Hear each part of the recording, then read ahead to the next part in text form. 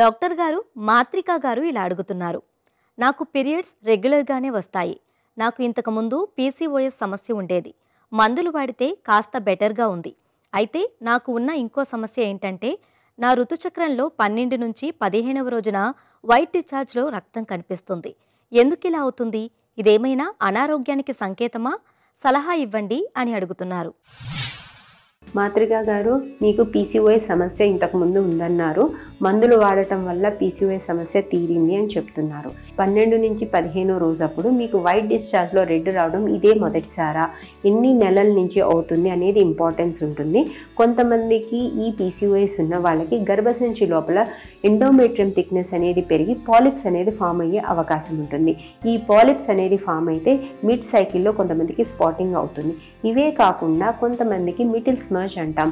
అంటే egg release అయ్యేక ముందు లోపల గర్భసంచి పొరలో కొద్ది బ్లడ్ సప్లై ఎక్కువ ఉంటుంది కాబట్టి ఆ వైట్ డిశ్చార్జ్తో పాటు రెడ్ వచ్చే అవకాశం ఉంటుంది.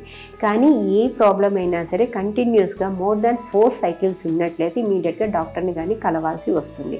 ఈ కలిసి ఒకసారి గర్భసంచి ముఖద్వారం చూసుకొని గర్భసంచి ముఖద్వారం మీద ఏమైనా ఇన్ఫెక్షన్ ఉందా, పుండ్లు ఏమన్నా ఉన్నాయా, ఒకవేళ మీరు 25 ఏళ్ళు దాటిన వాళ్ళైతే రెగ్యులర్గా ప్యాప్ స్మియర్ చేయించుకోవటం ఇట్లాంటివన్నీ కూడా చేయించుకోవాలి. ఒకవేళ మీరు అన్మ్యారీడ్ కనుక అయినట్లయితే మీకు జస్ట్ అది హార్మోనల్ ఇంబ్యాలెన్స్ వల్ల మీకు లోపల పొర పెరిగినప్పుడు వచ్చే బ్లీడింగ్ అవ్వచ్చు. కాబట్టి ఒకసారి స్కానింగ్ చేసుకొని లోపల పొర ఎంత ఉంది అనేది కూడా చూసుకోండి. కొంతమందికి ఓవేరియన్ సిస్ట్లు ఉన్నప్పుడు కూడా ఇట్లా ప్రాబ్లమ్స్ అయ్యే అవకాశం ఉంటుంది. ఉట్టి పీసీఓడి కనుక అయినట్లయితే మీరు హార్మోనల్ చేంజెస్ వల్ల ప్రాబ్లమ్స్ వస్తున్నాయి కాబట్టి ఆ హార్మోనల్ చేంజెస్కి రావడానికి గల కారణాలకి మీరు ట్రీట్మెంట్ తీసుకోవాల్సి వస్తుంది. ఫస్ట్ మీరు డాక్టర్ గారిని కలిసి ఒకసారి చెక్ చేయించుకొని మీరు ఎంత బరువు ఉన్నారు, ఎంత బరువు తగ్గారు, ఎటువంటి ఎక్సర్సైజెస్ చేస్తున్నారు, ఇట్లాంటివన్నీ కూడా చెక్ చేసుకోండి.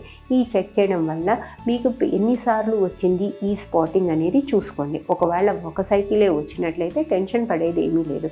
కానీ రికరెంట్గా వస్తున్నట్లయితే డెఫినెట్గా చెకప్ చేయించుకొని దానికి సంబంధించిన స్కానింగు, ప్యాప్ స్మియర్ లాంటివి చేయించుకోవడం మంచిది.